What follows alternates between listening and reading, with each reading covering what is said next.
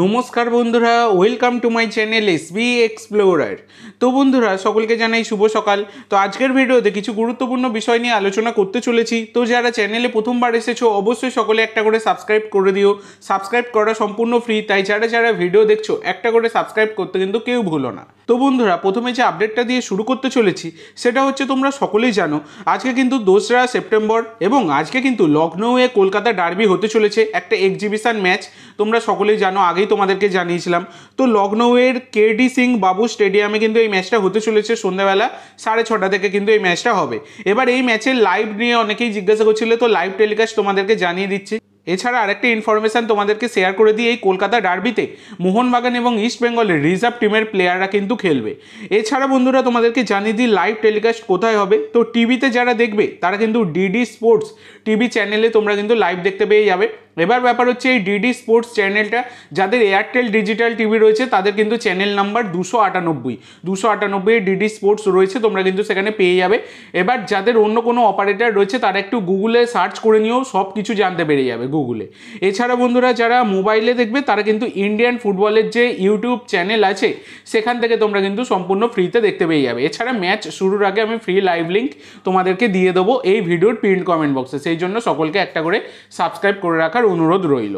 তো সাবস্ক্রাইব করে রাখলে তোমরা কিন্তু ফ্রি লাইভ লিঙ্ক পেয়ে যাবে। তো এরপরে তোমাদের যে আপডেটটা দিতে চলেছি সেটা হচ্ছে, আপাতত 3 দিনের ছুটি দিয়েছে মোহনবাগানের কোচ জোসে মোলিনা। ডুরান্ড কাপে হারের পর, মানে ডুরান্ড কাপের ফাইনালে হারের পর আপাতত 3 দিনের ছুটি রয়েছে। তো 3 দিনের ছুটি থাকলে কি হবে, এইদিকে জেসন কামিন্সের অবস্থা মানে দেখলে সত্যিই হাসি পায়।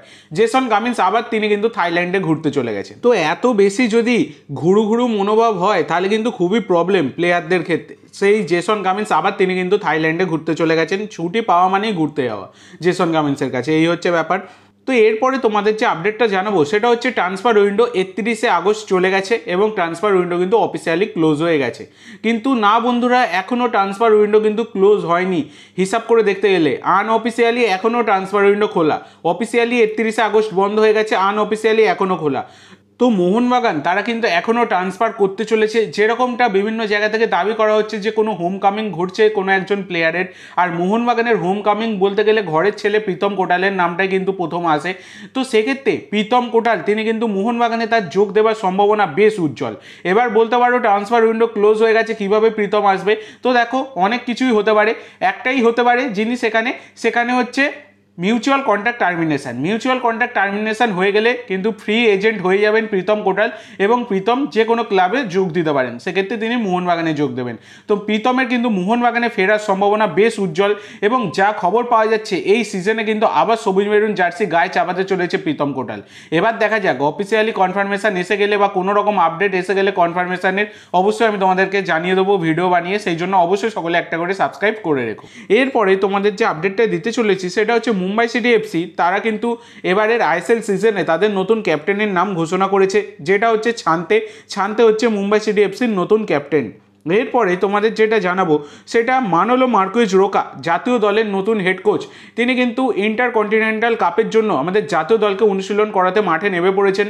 তো ব্যাপারটা হচ্ছে, আগামীকাল 3রা সেপ্টেম্বর আমাদের ভারতের ম্যাচ রয়েছে কিন্তু মরিশাসের বিরুদ্ধে ইন্টারকন্টিনেন্টাল কাপে।